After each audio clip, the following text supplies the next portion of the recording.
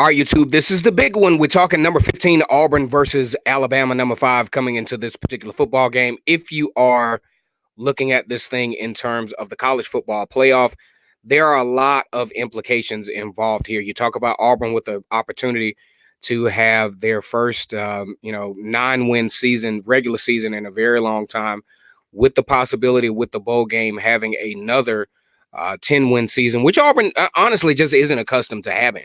If you really want to be honest, a lot of folks have these expectations about Auburn, but when you really look at the totality of the circumstance, you're talking about an average of maybe 9 at the most wins per season. And especially, it's not because Auburn is such a bad program, but you got to look at what they're up against. You're up against having to face LSU, Georgia, and Alabama, some of the highest recruiting classes on a year in and year out basis. And the probability of you winning those 3 games right there are not good to begin with. So I think the expectations should be high, but also the expectations should be realistic. Once again, it's Kennard Vernon Stewart here for the podcast talking Auburn football. Go ahead and like this video, comment, and subscribe to the channel. And as always, it's great to be an Auburn Tiger, War Eagle. One of the biggest games in the Deep South, Alabama versus Auburn. Some may argue that this is one of the best rivalries in all of sports, especially in all of college football, especially in the SEC.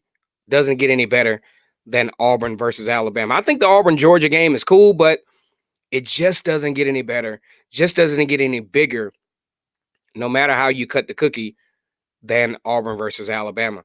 What are some of the things I think Auburn needs to do to win this particular football game? There's some keys to victory that Auburn has in this particular game. They have to continue to play absolutely lights out on defense. This team on defense has given Auburn a chance against the top teams that they played against to win games. Continuous 3-and-outs, continuous opportunities to have the football.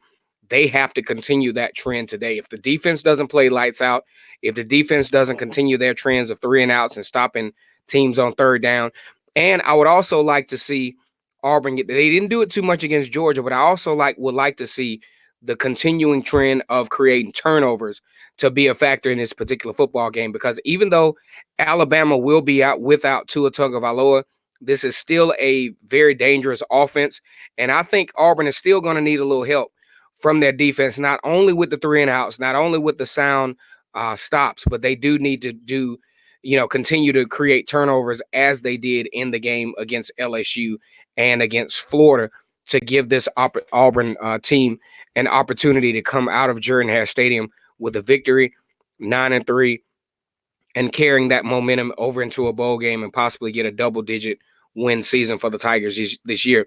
What else does Auburn have to do?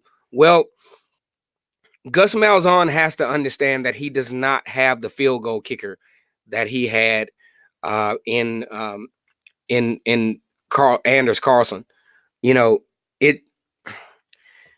He's just not there. Daniel Carlson was surefire after you crossed the 50-yard line, but Anders Carlson is not that same type of kicker, and Gus Malzahn has to understand this.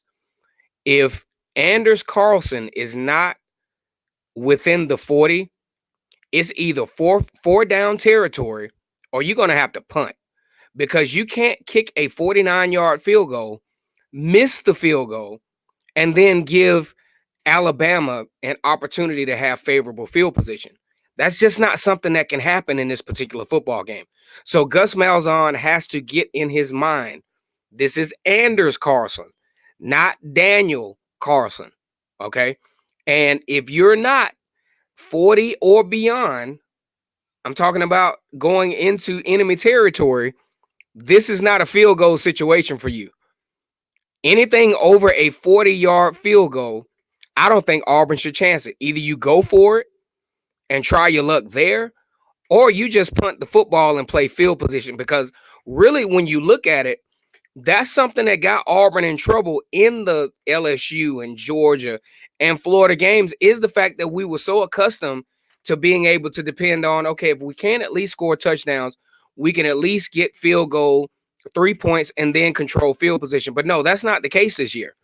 Auburn is missing these field goals, giving Georgia, LSU, and Florida the ball on the 35, 40-yard line. And now you're having to struggle. Your defense, who is pretty good, is having to struggle for field position. So you can't factor in long field goals in this game, or else it's going to cost you in ways that you don't imagine. Because if you think about the Georgia game, it wasn't until the middle of the second quarter until Auburn had even like favorable field position, you know, and you were just looking at this ticking time bomb as Auburn starting drives in at their own 10-yard line, their own 15-yard line, their own 5-yard line, not being successful, having to punt the ball away, giving Georgia, LSU, Florida the ball at their 35 and beyond, basically them controlling the field position, and it puts Auburn, although a very elite defense, in a very compromised position. So I don't think you can factor in any long field goals in this game. It's either 4-down territory or you punt the football and play field position.